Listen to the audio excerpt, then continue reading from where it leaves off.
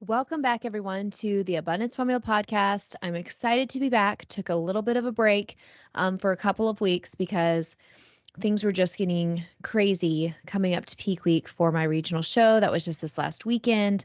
2 weeks ago, ended up getting pretty sick. It was just honestly with the cold, or I don't know if it was allergies, but I got laryngitis. So literally completely lost my voice.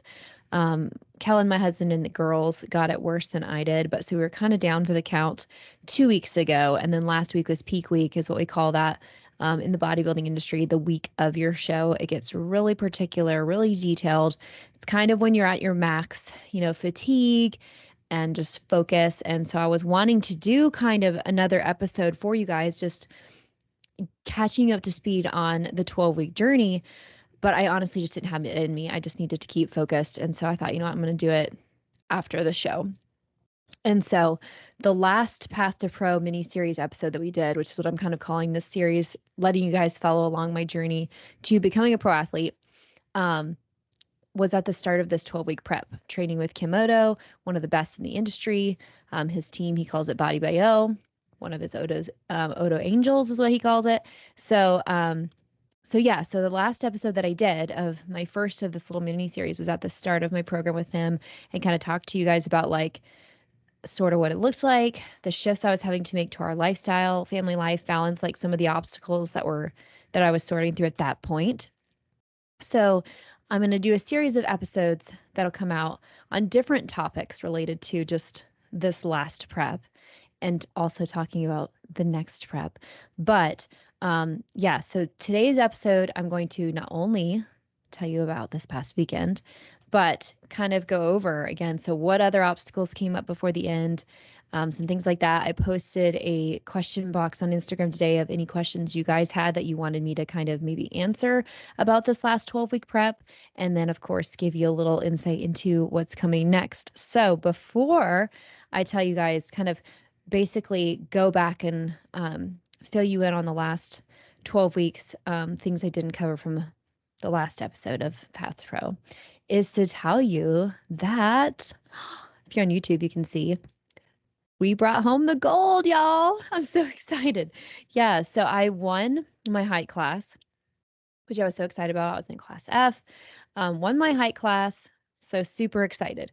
For those of you who maybe this is the first episode of Path to Pro you're listening to, here's the synopsis. So competed years ago, shooting for a pro card to turn a pro athlete in this sport. Was very close, but then ultimately took a break starting in 2015 so we could start having kids.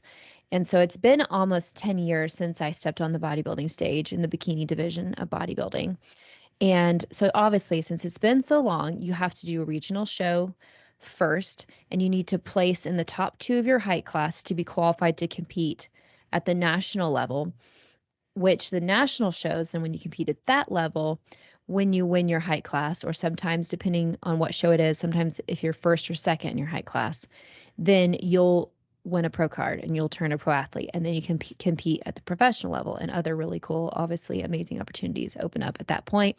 And when you're a pro athlete, then your next goal is to try to win first at a pro show, because when you do that, then you're qualified for the Olympia, which is the Super Bowl for our industry. So that's the top of the top, the highest you can go as far as achievement level. Of course, win the Olympia is the highest achievement level, but you know what I mean? So it's sort of the tiers of check boxes to go, right? So for this show, I just did Klash Championship Series in Orlando, Florida. Here's my southern accent. Orlando, Florida, March 30. So it's this last Saturday. So the base goal I had for that show was like, okay, minimum, then I need to place first or second in my height class. So that was my minimum goal. And of course, I would like to win first. And of course, I'd like to win the overall, right? But that was my minimum goal, because then the next goal, like the national show that I really wanted to do, was junior national. The first one, at least, was junior nationals, because it's actually here in Chattanooga. So it's one I for once wouldn't have to travel to, because a lot of the national shows are something I would have to travel to. So this one just happens to be in Chattanooga. So I was like, I wanted to do an early show, an early regional show. So March was one of the earliest ones that was in a reasonable distance for me to travel to, so that I could get qualified as early as possible and be ready to compete then and be competitive at junior nationals and have a shot for that. Because how cool would that be? Now, again, I don't know that I'll be able to do it, but like, how cool would it be to get a pro card in my hometown with like actually people that know me able to come watch and support? That's like my dream come true, but we will see. But so yeah, minimum first goal was to just place first or second. Ended up winning my height class and then was definitely in the running for the overall, but didn't end up winning the overall. So what that means is after you've won your height class, all the girls, so say for this show, there was A, the shortest girls, through H was, I think, the tallest class. So there's a first place woman from every class. And then we were all put into one class at the end and showed off all together and moved around and compared. And I stayed right there in the middle with two other girls. And they kept, comparing, walking us back and forth and doing all that. And then they choose one overall winner. So the girl that won, though, I knew when I saw her in the back, she looked amazing. And so I knew for myself, I was like, okay, if I win my high class, it's going to be her that I'll have to beat. And I honestly didn't think that I would be able to beat her because the one thing I knew that I needed to do was I just needed to put on some muscle because back having kids, obviously I got pregnant with I got pregnant with Malia back in 2018. So pretty much from 2018 all the way until 2021 was just off and on being pregnant, not pregnant, trying to get pregnant. And so I wasn't lifting heavy. I was being very safe with my body and letting myself heal after the first pregnancy and all that stuff. So I just was lifting moderately heavy and just being really, really, really, really, really careful. And so I just did lose a lot of muscle mass. So my one critique, because you can go to the judges and get your critique. So I got to talk to the head judge, Sandy, afterwards. And she said my conditioning was great. The posing was great. Everything was great. All I need to do is put on a little more muscle in my upper body and my glutes, which is exactly what I knew. So that girl that won the overall, she did have a little bit more muscle than me and she looked awesome, but not too much. Like it was encouraging because sometimes people might win a show and they have a lot of muscle and it really looks more like the wellness division, which is the next step above bikini. And I know I can't put on that much muscle and I don't necessarily care to. So it was encouraging to see like the girl that won overall, she looked great and she looked like an actual bikini division competitor. So I liked seeing that the judges picked that look.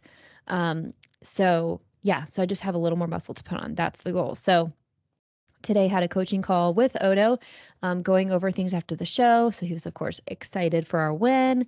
And basically our plan is to keep my conditioning where it's at, which is on point, and try to put on a couple pounds of lean muscle by June.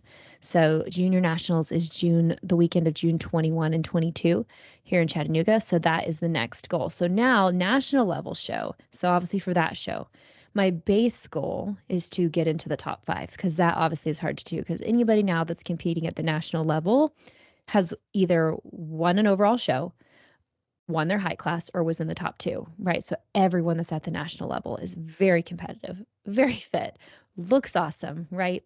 Everybody deserves to be there. And so it's going to be tough. And Junior Nationals is one of the really popular shows. It's really well run. So there's always really competitive girls there. So it'll be tough. So my base goal is to shoot to get in that top 5. Obviously, I want to win my height class, want to earn that pro card. But the next goal is to work my way into the top 5 and of course then to ultimately win. So we're launching. Tomorrow's my day, or my first day back on all the prep. I took a few days off to just, kind of chill and eat some things off menu, obviously after the show. The thing I really wanted, we had the host hotel was awesome. My family came, the girls, my husband, and my mom, which was so fun. The pool was amazing. So the girls just swam and napped and swam and ate and had ice cream and all the awesome things. And I had plenty of time to be part of all of that.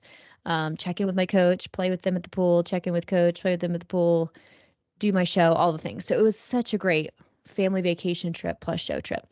But afterwards, the bar and grill that was linked to our host hotel was actually really awesome. So I ended up getting a burger and french fries from there. That's what I kind of was craving afterwards. And they had a Starbucks coffee attached to it. So after I had my burger and fries, I really just wanted to have a coffee with a little bit of cream and some whipped cream on top. And then there was an arcade attached to it. So I just drank a mocha while my kids played in the arcade. So I'm fixing my hair's being a little crazy here. Okay. But anyway, so that's what I ate right after the show. And I brought thumbprint cookies from Federal Bake Shop here in Chattanooga. That was something I was really starting to crave towards the end. And so I brought those with me and had those. And then we woke up really early Sunday morning. The show was Saturday. We woke up really early Sunday morning and came back. It's about a 9-10 hour drive. Really early and went straight to my brother's house for Easter so that our girls could Easter egg hunt together and have some more family time. So drove back, had a good Easter late lunch, and enjoyed that day. And then let's see, that was Sunday. So then Monday, I ate pretty clean Monday. Like the one thing that I was still craving that I had thought about on prep towards the end was like I just wanted some queso. So then we went out to eat last night and had some Mexicans, had a little bit of queso and chips and just some tacos. And that was pretty much it. And then today I've eaten pretty good today. Today is Tuesday. But then I did make a little fettuccine alfredo for my husband because we had a little bit of heavy whipping cream left over and I wasn't going to be drinking it. So just made some alfredo, and I did have a little sampling of that as well because tomorrow we're back on it. Still in a great place, obviously, like weight wise and leanness wise, like starting this prep way ahead, like this next 12-week segment way ahead of where I started the last 12-week segment, which is always the goal. When you come off of a show, being careful not to rebound and just like gain a ton of weight or eat a bunch of crap and just restart over and then spend the next 12 weeks just getting back to where you just got to. I'm always really good about each show, honestly, at the end, because I just don't like not feeling good. So I'm pretty good at pacing myself. And like if I eat something off menu that I've craved or whatever, eating it slow, really enjoying it and letting it digest. And I can tell when I'm like, okay, I get a little full, pause, let that digest for several hours. Then if I want a little something else, eat a little, I'm pretty good at pacing myself. It's easy coming off of shows to just pound food. And before you've had a chance for your brain to register how full you are, then you're just full as a tick and feel sick and don't feel good. I just don't like that feeling. So I've gotten good at pacing myself. I think I did that after my first show. I definitely didn't get to a sickly point just because I'm, again, still pretty good with listening to my body, but definitely remember feeling like full as a tick after my very first show and having like a stomach ache and stuff. And so after that first show, I just didn't like that feeling and it wasn't worth it. So, but yeah, so I'm feeling really good. I'm excited to get back to the last day I had of cardio was Thursday last week, just 25 minutes. The last lifting day was last week, Wednesday. So I've had pretty much almost a full week to just rest, and that was much needed and felt really great. So I'm excited to hit my cardio tomorrow, which will be 30 minutes, and my first workout back. So that's kind of like a synopsis of the show really quick and where we're at and updating you if you're new here. But now I want to take it back because I know people were wanting. So any other obstacles that developed over the course of the prep since our last Path to Pro episode? Okay, so about 3 or 4 weeks into the prep, I actually tweaked my knee. I sprained it, my left knee, really bad. Not like doing a workout. I actually was doing something stupid. I really was just like, I was getting into our hamstring curl machine, and it's the seated upright kind. And so when you have to hook your feet in, I have to kind of wiggle around to get my ankles where it felt comfortable to start curling the weight. And so in shifting myself around to get my ankles where I wanted them, I don't know what I did, but somehow I just tweaked my knee and I felt it like sharp in the knee joint, knew I heard it. And I thought, crap. Like I knew it was more than, it wasn't just a, ooh, ouchie. It was like I knew I heard it. And, minorly tore anything, honestly, because it was definitely on the verge, because for a good 2 weeks, first thing in the morning, I honestly could hardly walk. Like the mornings first thing and then the evenings before bed were always the worst. It would just like really, I guess, internally swell up and get so difficult. It would kind of work its way through by noon or so and I could function a little bit, but with a limp. And then it would sort of deteriorate again by the end of the day. So it was so painful. But I figured it was just a severe sprain just based on past experience. So I really just, and some of my nursing friends really helped me. They're like, okay, take Advil, like 4 Advil first thing in the morning and then like 8 hours later in the day, and stick to that for like 2 weeks straight. Ice it whenever you can, like with actual ice, sitting down at home and elevate, that kind of thing. But then one of my friends told me about the BioFreeze, patches, like strips, not patches, strips. So it's not, what is it? It's not icy hot, because what she said you want is ice, not the heat. And so I had been alternating ice and heat for a little bit. So it was the ice. She said you pretty much wanted to ice it all day long. And so these biofreeze strips, you can cut and shape them kind of like kinetic tape. And so that was a lifesaver. I just found you can get them obviously on Amazon, or I got mine from Walmart, and you can cut and shape them how you want. And so I shaped them around my knee in a couple different places where I could feel it was painful. So I would wake up in the morning, take the Advil and do my pre-workout stuff. And then I would do I would put the tape on, do my cardio. So it was like icing my knee while I was doing cardio. My workout, and the strips are good for 8 hours. So then I'd wear that strip all day and into my work day. And then in the beginning, after the 8 hours, I would change it to a new strip, and I'd still wear it the rest of the day. And then whenever I had actual breaks to sit down and truly ice it, then I would do that. And I just stayed on that. And it took a good 4 weeks to recover. So with that, not only what was weird, it was the weirdest thing, because honestly, walking is what hurt, or traction. Like as soon as I was non-weight bearing and like my leg was in swing, that's when it would hurt, like terribly. But to put weight on it, like I could get up off the floor and push up off that leg completely pain-free, even holding one of our kids and lifting, like working out, like doing the leg extension machine, like doing squats, nothing hurt it. It was so weird. Like it's like a normal sprain, like you'd think to weightlift or press up off the floor or these kind of things, like hold a static position in a squat, like casting patients at work, like none of that hurt. It was truly just the swing through of walking or like cardio to jog. And so that was one of the biggest challenges, was like for that 4 weeks, cardio was really hard because I couldn't, like I have a calorie goal that I have to meet during each cardio session. And so to hit those calories, I usually have to do like a moderate jog. So I couldn't jog because as soon as I would be in swing, it was just excruciating. I just couldn't do it. So I knew I would basically have to walk on incline as fast as I could so that I could get the calories that I needed to burn. But then my coach doesn't want me to do, like he wants me to stay in the time duration though. So he doesn't want me to go over to meet the calorie goal. So just get as close as possible. But then in my head, I'm like perfectionistic. I'm like, I don't want to not get to the calorie goals. I want the goals. So then I had to, like, to me, walking as fast as you can is more irritating than to just transition to a jog. It's like this terrible brain F when you're like, body knows it would be so much easier at a certain speed point to just jog and be like a slow jog. But to walk fast at that pace is so hard, if that makes sense. Any of you who have tried this know, like it's so freaking hard and it's annoying, and everything in you wants to just transition to a jog, but you just have to stay to the fast, excruciating walk. And so, and I still was like at half the calorie burn. So it was like mentally that was a hard place for me because it was so irritating. I was doing my best. I literally couldn't do it anymore. Walking as fast as I could. In fact, I was walking so fast and on as steep an incline as I could that I started to get blisters on, like if you're on YouTube, you can see like not just like my main knuckles, but like my middle fingers and distal fingers, like getting blisters from hanging onto the top of the treadmill. So I wasn't flying off the back, that they got so bad. I started wearing Kellen's work gloves while I was doing cardio, like his yard gloves while I was doing cardio, holding onto the treadmill because the blisters on my hands were so bad from holding on so tight, and like just the sharp angles at the top of the treadmill were like digging in.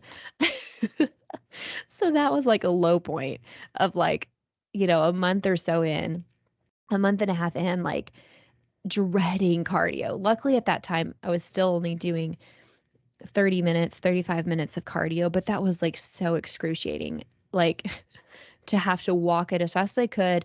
No, I wasn't hitting the calories I was, ideally aiming to. Got these freaking blisters on my hands. I'm wearing work gloves at 3 and 4 in the morning doing this cardio. It was a big mental hurdle to make myself wake up. Because normally in the morning it wasn't that hard for me to wake up in the morning to do the cardio as far as just mentally or emotionally. Physically, I got used to it. Especially with the pre-workout, because I love my pre-workout. I look forward to it. So like I just give myself time, like 30 minutes to wake up during my pre-workout and get conscious to do what I need to do. But man, to know I had to do that kind of cardio was a struggle to overcome. But I pushed through it, and the knee healed up, and eventually I was able to start transitioning to walking and jogging, and then eventually getting back to the jog. And that was like a big boost to my like momentum after I could finally just jog again and no more walking. So that was a challenge that occurred that was unforeseen and surprising. But man, the Advil on those increments and the BioFreeze tape was a freaking lifesaver. So if you need that for anything, you should totally try it. The next little hurdle that came up was about maybe halfway. Let's see. So I've probably had the double crick in my neck. I got a double crick in my neck, and I think I had that for about 6 or 7 weeks. I think it was about 6 weeks.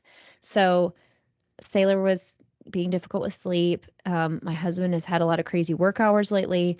He'll have a night shift that he has to do, and then like a 5 a.m. shift he'd had to do, and then a midday shift. His work has just been all over the place as far as the hours go. So he's been really tired.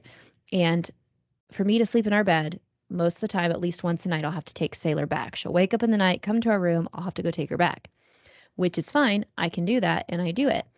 But the problem is Kellen is one of those that if he gets woke up, it's really hard for him to go back to sleep. So he's one of those people. So Sailor, it's typically about 2 o'clock in the morning that Sailor comes in.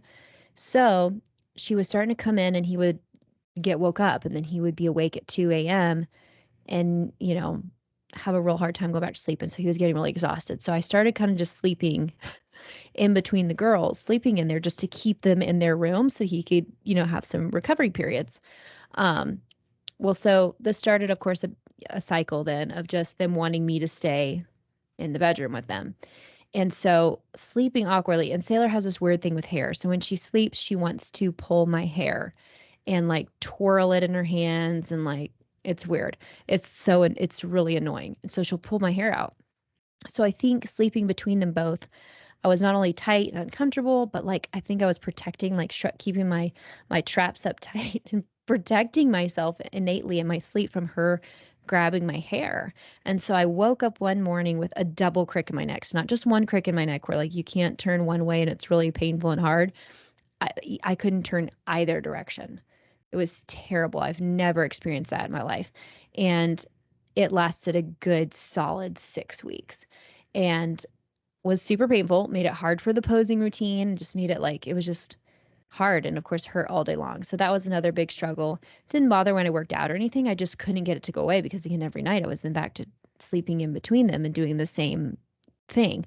So finally towards the end, I got enough, and it was hard because, you're tired at this point. You've been prepping for a while, on point all the time, not as many rest breaks or rest days.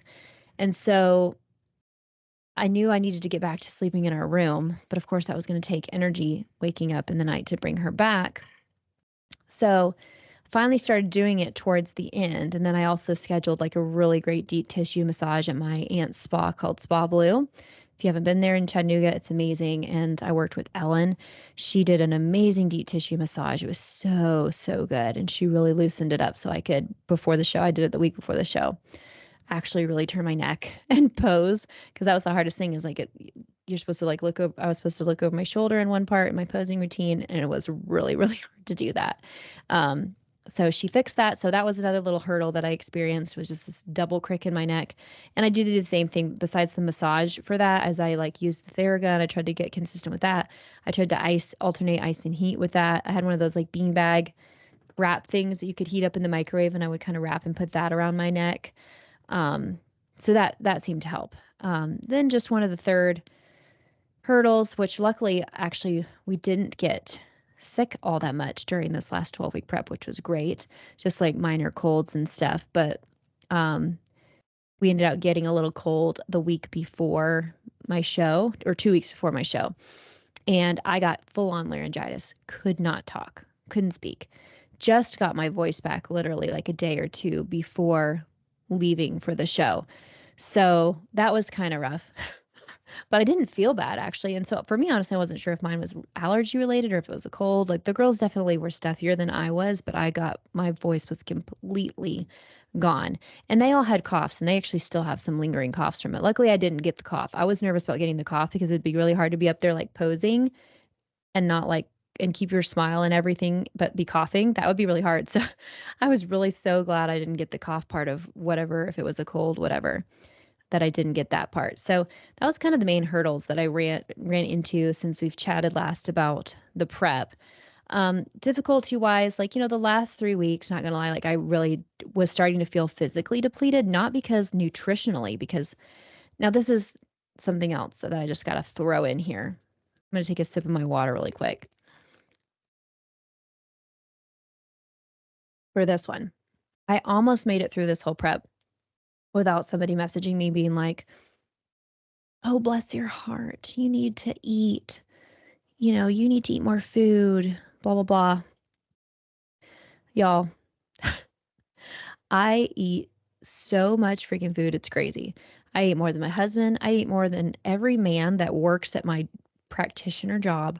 Like, this is the thing with bodybuilding that gives it the bad rap, is there's people that want to do shows. It's often the regional shows. And, so not even people that are dedicated to the sport, so they eat well and enjoy that. But like, it's people who decide they want to do a show. They got 20 pounds, honestly, to lose of fat to be on the stage. And they say, okay, cool. And they want to do it in 12 weeks, or even they want to do it in 16 weeks. And it's too tight a timeline. They have a certain timeline that they set that they want to do something in, and it requires then a drastic diet plan or a drastic exercise plan. And so they do it. Then they're like, "Oh, well, if you're going to do bodybuilding, you have to have no carbs and no fats and do 2 hours of cardio a day and X amount of time lifting weights." And honestly, that's just because they chose it to be that way, to hit the goal, to like be on stage and not be embarrassed of themselves. So what I did, because I specifically knew, like, okay, I want to do this healthfully. I've never wanted to do those kinds of plans. I planned ahead, like back in July of 2023. I was like, okay, I'm going to compete, so I'm going to prep before the actual prep. So I'm going to be eating well throughout the week. So I ate clean, and I'd had one free whole day. I've talked about that before on this podcast, a free day a week to have the things I was craving, and doing cardio for just 30 minutes, like just a very well balanced plan, but very consistently, and made very slow, steady progress before I started the actual 12-week prep. And so I started this 12-week prep, the fittest I've ever been.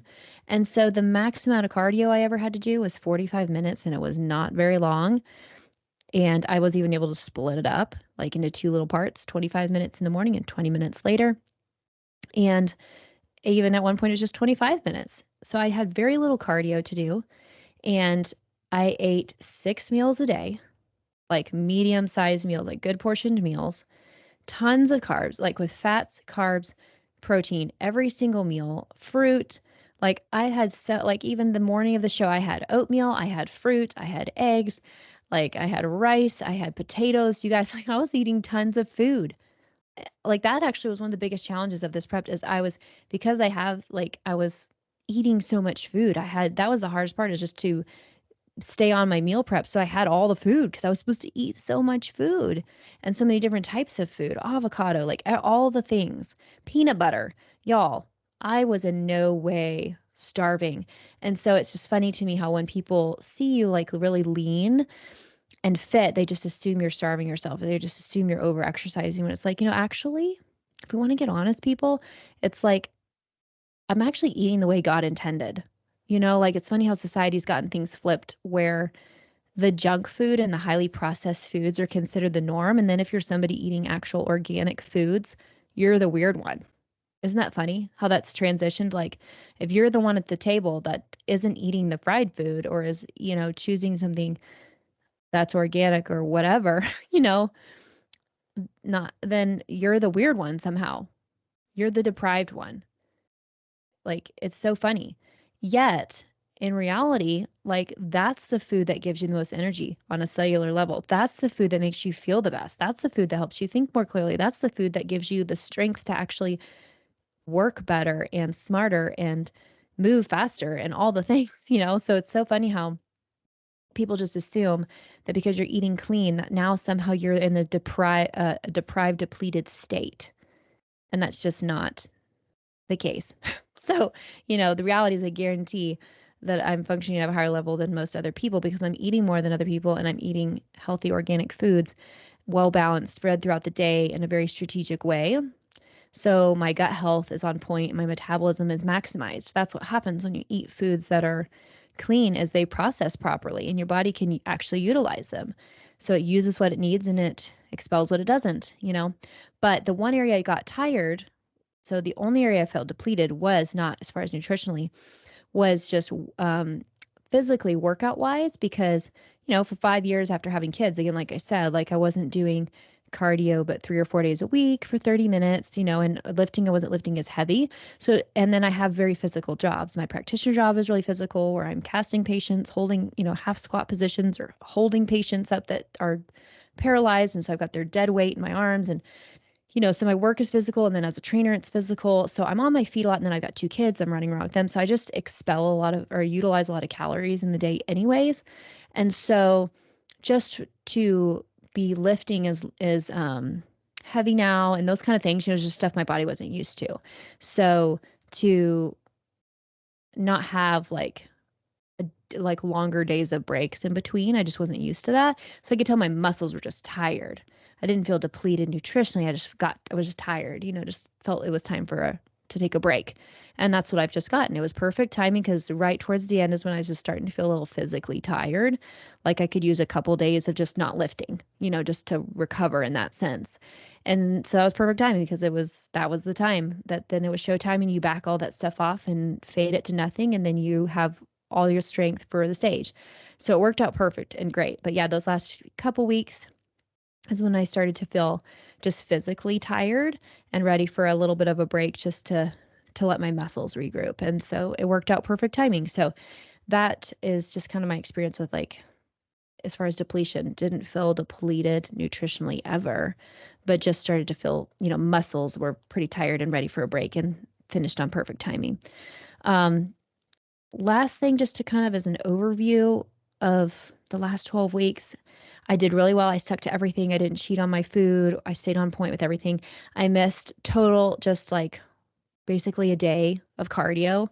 Um, and that was because Sailor was throwing up sick and Kellen was working and I was having to take care of her, and I had 20 minutes of cardio left to do and I just didn't have it in me, you know, but like, I'm not gonna feel bad about it.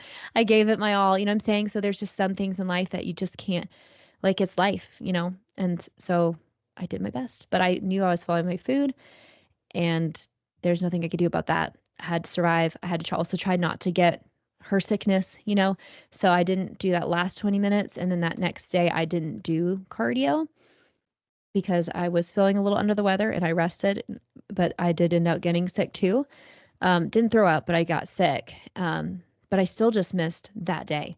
So pretty proud of that, that for 12 weeks, I never missed a workout, never did miss a weightlifting workout. So never missed a workout. In total, I missed 45 minutes total of cardio because of that. So I felt really successful by stage time, knowing I did everything humanly possible to stay on my plan. And I did that. So that was a big success for me. The last thing I wanted to cover before I get into what the audience questions were was for the last few weeks, something I did that I had not done in a prep before was I really prioritized self-care. And what that looked like for me, especially right now, is I'm just really busy with work, balancing that with mom life and taking care of the girls and prepping for the show, of course. And so I really, really set hardcore boundaries on not overextending myself the last few weeks. Like, if a client couldn't make a certain workout time, instead of like stretching myself and be like, okay, so you couldn't do 7 a.m., could you do 5 a.m.? Could you do, you know, like, and just finding more space, or could you do 7 p.m.? And like stretching myself really early or really late in the day at times that I knew was either going to impinge on my own workout time or my family time or whatever, you know, and just being tired and depleted by the end of a work day, instead of making more room for people. If our schedules didn't align one week for some reason, I didn't do that. Like, it was like the last few weeks was like, if the time that we usually do doesn't work out, then we'll just reconvene on the next time that we typically do. And so, uh-oh, Stacey's crying. Uh-oh. Uh-oh, just a minute. We're going to have to pause. Sailor's crying. Hang on.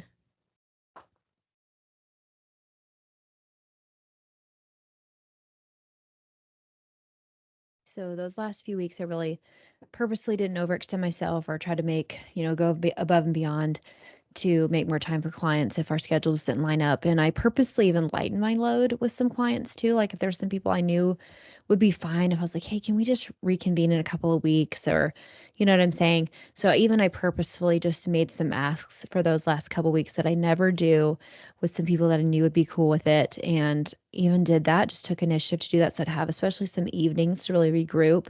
Because I often work like 10 or 12 hours total in a day.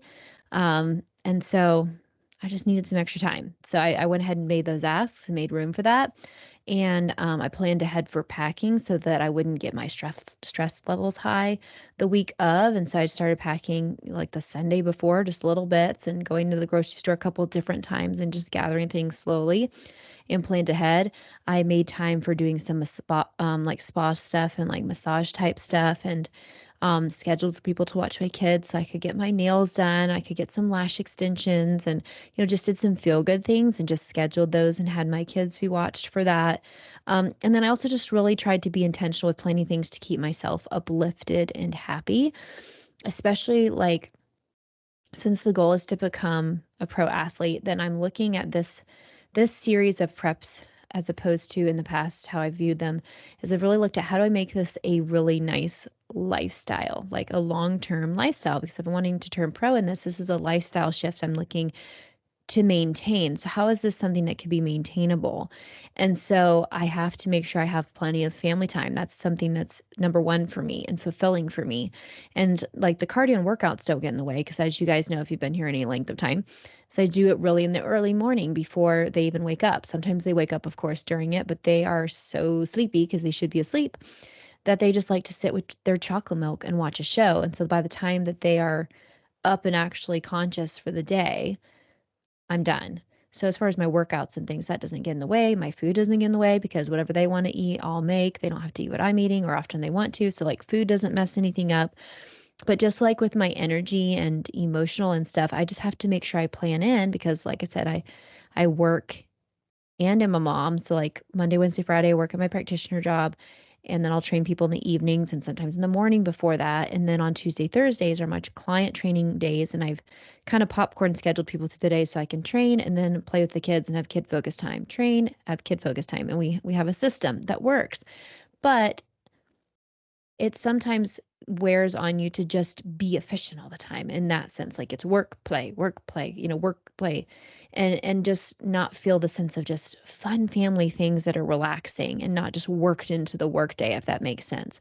So I've started really getting intentional long term, even throughout this whole prep, not just at the end, but just where's really fun family time that makes me happy. So I always schedule multiple family movie nights with the girls. And we always want one when like Kellen, my husband, when his hours, when he doesn't have his late shift, so he's present for it. But sometimes if he's on a late shift, we'll have a mommy daughter one, and we'll be in the bed together. We've kind of made little fun traditions that we've popcorn throughout the week, where it's family movie night and they have popcorn and M&Ms, and I have my, my food, and it's a lot of fun. Or we'll make something once a week that's a recipe that requires like specific, like an actual recipe to make it. And so whether that's banana bread or it's something new that we've not done before, and I'll cook that with the girls, and Kellen and the girls will eat it. And that makes me happy to see other people eating fun food, even if I'm not eating that particular food. I have, I don't know, an outlet for me. I have fun watching other people eat fun foods like that, whether it's healthy or if it's sweets or whatever it may be.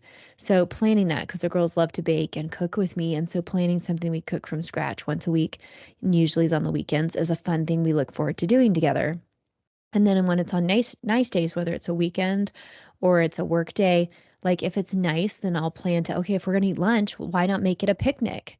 Why not eat on the upper deck and use a little picnic table and set it up and make it fun? And or do it in the backyard and that make it fun. And so I blow up the bouncy house and try to just make fun, like really just sprinkle in so much more fun into the day for the girls.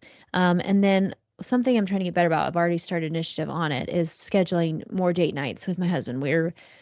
we're bad about that, not because we don't want to do it, but we just end up liking to do it with the family, like, and we enjoy being with our kids. And so we just end up, whatever we have time to do a date night, end up making it a family thing. But we really want to start doing more of that. So I found a good babysitter in a Facebook group that I'm in for babysitters do date nights for us. So we're going to implement that starting in the next week or so. But so those are just examples of different things like that to me are versions of self-care that are doing things that uplift me on a deeper level too. That I just look forward to all week long, not just a weekend or not just during the week, but they're just really fun things that lift me up so that it doesn't feel like everything is just about work efficiency, if that makes sense. That feels good to me because as I work efficiently like that through the work week, it gives me space to have all that family time that I want during the week, as opposed to it just being available to me on the weekends. But it is a little mentally tiring to be so, quote, on point like that. And so when I have little fun family traditions, I don't know, it just breaks it up for me, if that makes sense. But so those are things I just tried to really be intentional about this prep for long term, because this is a long term thing for me. And so I want it to be something that's sustainable and enjoyable, and that I don't feel like I'm missing out on anything, family life or otherwise. And it's totally possible. It's just something you have to be intentional about. So quickly before my phone dies, some of the questions people asked when I posed that response is, were you feeling really confident or have a lot of self-doubt? Oh no, did my phone just die? It did just die. I think I remember several of the questions. So did I have self-doubt or second guess myself coming into this show? Not in regards necessarily to my physique or whatnot. Like, several things gave me confidence going into the show. Number one, I'm working with one of the best coaches in the industry that has one of the most, he might even have the most pros and the most Olympians and the most wins. So I'm following the instruction of somebody who knows what they're doing. So part one, I'm aligned with somebody that I know knows how to get me where I want to go. So that's part one. I've invested in that. Part two, I followed through on that plan, because as a coach myself, I know I can give any of my clients the map. I can tell you the path. I can tell you how to do it, what you need, and give you the formula, but you have to implement it to get the result. You can't want the result of stuff you won't work for. It's just the bottom line. So I knew I had the coach, I had the right plan, and I knew I implemented that plan. I hit every single workout, every single cardio but one day, and I did everything I could. So then coming into the show, I felt really good about it. You can't beat that. You can't do better than that. You know what I mean? So I knew that I was following the right plan. I had an amazing transformation in 12 weeks, which was literally the best I could do. I looked the best I've ever looked on stage. So all that stuff was already wins for me. And so I felt really good about that. That was things that encouraged, like, was part of my motivation for sticking to the plan as I went through it all, was I wanted to be able to come into this show knowing I didn't leave anything on the table. Because that's when you get upset with yourself. You're like, oh man, if I would have not ate that cheesecake that one day, or if I wouldn't have caved that one time, or if I would have not skipped those few workouts, or if wouldn't, then you wonder what if. Like I was coming into the show without any what ifs. Like I gave it everything I had and followed the plan. So we worked hard. We got as far as we could in 12 weeks, and that was our result. Bam. Now we're going to stack upon that the next 12 weeks. Now let's see how far we can go the next 12 weeks. So in that sense, I didn't have any self-doubt or confidence issues coming in. It definitely, you catch yourself. I definitely had to catch myself when I'm backstage. Like, everybody looks great and every person has different builds and just base physiques and structures and amounts of muscle and lack of muscle, and amount of conditioning / leanness and lack of leanness. And so you can see all these different types and you wonder where you land, what the judges are going to pick amongst that. Like, oh wow, that girl's got a lot of muscle. I definitely don't have that much muscle. But then you also have to think, well, that doesn't mean that's what the judges want for bikini. So maybe I don't need to want that much muscle. Maybe I'm where I should be, or then you see girls that are softer. And so it's easy to like wonder what, they tell you there's parameters that are given to you of what they're looking for bikini, and you shoot for that for yourself. But you do see people of all different types back there and in the same division, more muscular girls, less muscular, some in the middle. And so it's tempting, yeah, to look around and be like, oh, should I have that much muscle? I don't know. I guess we'll find out, right? But I had those thoughts, but I also knew like I did what my coach said. He knows what the judges want, and he knows how to make physiques look the way they're supposed to look in order to win pro cards. So I'm doing what I'm supposed to do, you know? So that gave me confidence there. But one thing I did want to throw out there that did was the first time this ever crossed my mind, to kind of overcome mentally was, this is the first show that I've ever done since having kids. And so, like, to get the spray tan, you're back there with a bunch of ladies and nobody's got clothes on, and you have to stand in a little booth and you get spray tanned, and there's a bunch of booths and everyone's just getting spray tanned all together, one at a time in these booths. And then you line up in the next booth where you're getting standing in front of a fan to dry. Then you step out and put your clothes on, and the next girls are all out there waiting to rotate in. And none of that really bothered me. And especially after you have children, your sense of modesty is like out the window. Like, you know what I mean? When you've had a baby, you got nurses or whoever, people you don't know, like, you know what I'm saying? So that part, not in that sense, like not having my clothes on wasn't a bother. But this was the first time, I breastfed both my girls. And so my boobs, are not the same as they used to be. So this was the first time that I did have a mindset snag for a minute, like backstage, actually before I got backstage, of thinking like, oh man, like I'm going to be back there naked with all these girls and or women, and a lot of them have boob jobs. You don't have to have a boob job to turn pro. I've seen plenty of pros with little A cups like me that don't have boob jobs that are pros, and they look awesome and balanced. You can get like the padding put in your tops, which is what I did just to make things balanced or whatever. But so the boobs aren't what they used to be. And so that was an area of confidence I had to like kind of say, okay, this is gonna be my first show where I'm back there with the ladies, and I've got to just own, like, I am proud of my physique. Like, my physique looks great. My boobs aren't great, but like, that's not being judged. But then I just remember that back there, it's like, okay, if any of these girls think, ew, her boobs look gross, then we won't be friends. That's why, what I'm saying? Like, I'm old and I'm 34 at this point. Like, we don't all have to be friends, which nobody back there is going to be mean like that. You know what I'm saying? No, nobody's going to do that. But that's what you think in your brain. You're thinking, oh, I don't want people to look at me and be like, oh, sure, physique looks great. Ew, but her boobs look gross and deflated, you know? But it does run through your head, or you see all these girls with boob jobs, like, man, maybe I need to get a boob job. But I personally don't want a boob job just because I'm freaked out about it.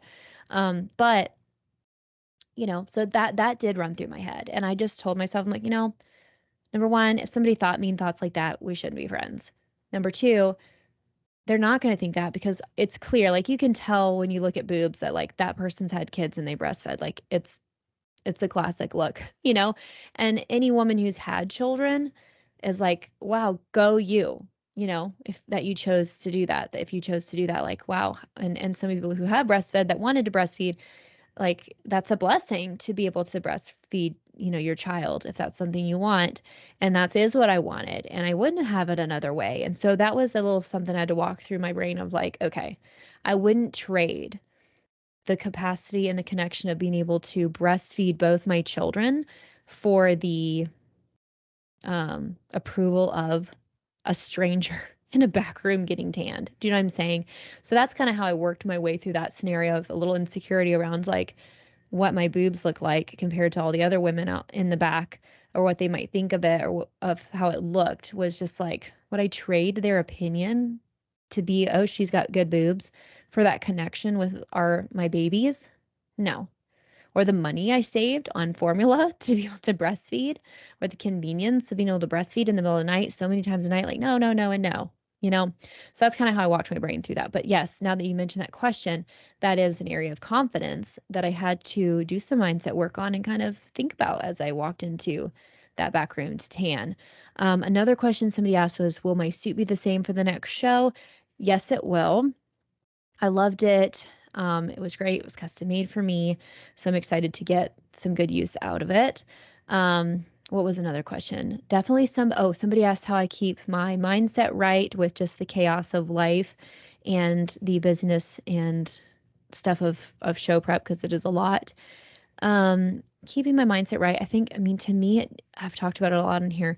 It really just comes down to planning, because life is chaotic. So any area of it that you can organize to the best of your ability and have like a plan in mind or a map laid out for yourself, a sequence, um, a rhythm, then it helps you feel less chaos. It almost gives you like a tether to reality. It gives you an anchor point. And then when curveballs come in, you can pivot with those a little bit better because you got an anchor point, as opposed to if you're just floating willy-nilly, you're just going to get bounced around because you don't have an anchor. So that's kind of how I view having a plan. So like, and so what people have to get comfortable with is trying things though, because sometimes people won't try a rhythm long enough to see if it works and if it settles in for them. They try it for a day or two and they're like, that doesn't work. So then they try another thing and they're like, ugh, well, that doesn't work and that doesn't feel good. And they never give anything time to stick. So they quit their fitness plan.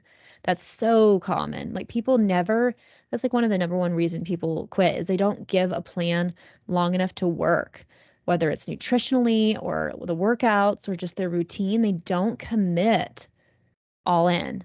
They don't commit long enough to the process to even give it a chance to work and for them to get in rhythm. It really takes a good 4 weeks to get in any kind of rhythm with something.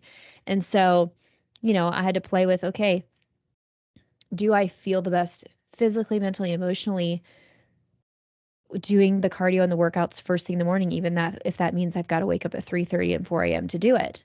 And I played with doing it that way. And I played with doing just the cardio in the morning and then the workouts on like my Tuesday, Thursdays, I would be able to do those midday, but the girls were awake and that I played with that and that was chaos. Like it was like Sailor was definitely awake and wanted to be played with and held, or Malia wanted to be played with. And so I felt more guilt during my workouts because they wanted to do things together at that time and I needed to get my workout done. So then I felt more bad inside doing my workout later at that point.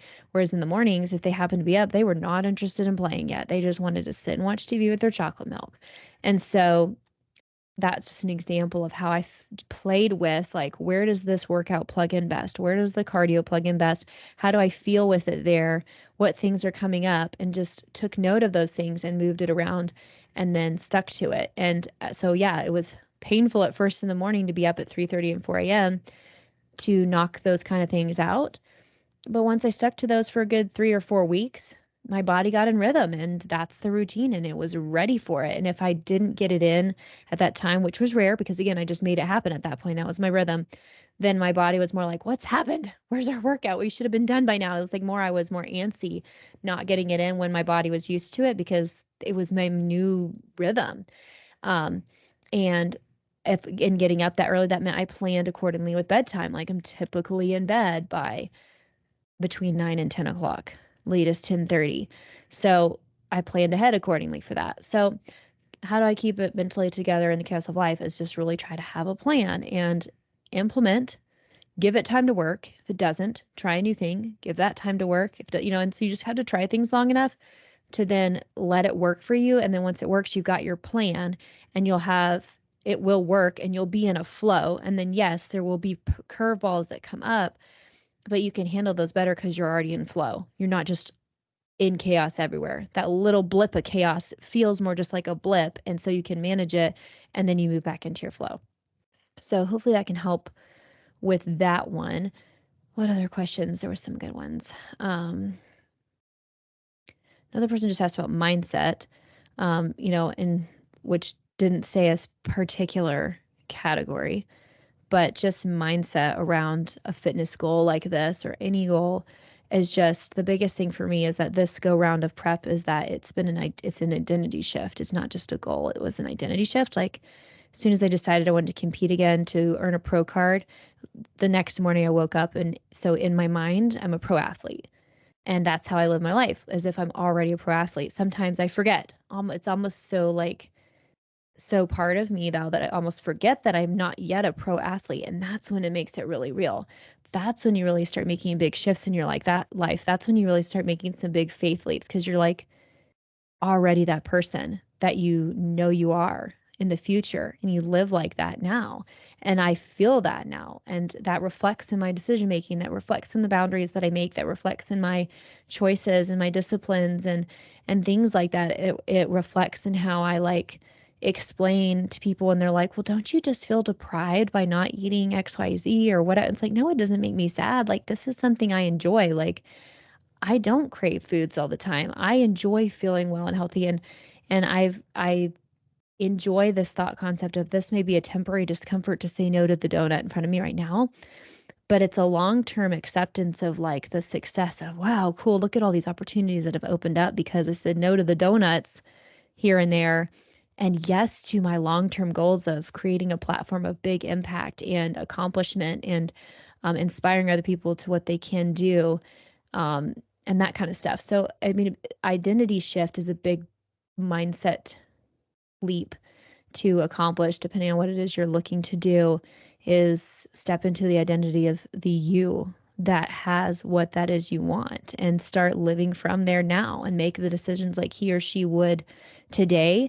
And you're going to get there faster than you think, because it truly then makes it easy in the sense of most people struggle with clarity. Like, what am I called to do? And they want clarity on what it is or clarity of how to get to their end goal. And it's like the how is the identity shift, because then the decisions to get there, you filter it through this new identity. Would the pro athlete Jeana not wake up and do what she knows she needs to do, the cardio she needs to do?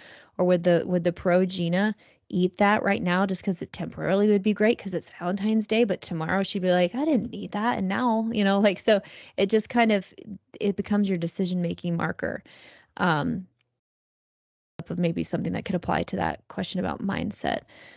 There was another couple. I wish maybe I'll do it on the next episode because this episode's been long enough, but there was definitely a few more that I thought were really good ones to talk about. So I'll have to get my phone charged and I'll bring those up on the next one, because I do want to do especially another episode strictly on nutrition and talking about this topic because so many people struggle with it, whether it's a fitness competitor type nutrition plan or just a regular fitness plan to get to your goals, of like the discipline to say no to certain things and yes to certain things and all of that, like how to find this place where you can have happiness, but yet have the body you want, the mindset you want, the emotions you want, and, feel and the confidence and all that stuff. How do you marry the two and feel happy?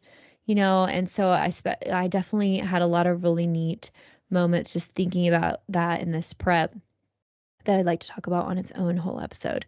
And then there's, a couple others as well. So hopefully this was a fun catch up, and we came home with gold, super excited. So the plan is starting tomorrow. I am 11 weeks and tomorrow will be 4 days out from Junior Nationals, Chattanooga, Tennessee. So I'll be getting my newest plan from Odo here soon to implement.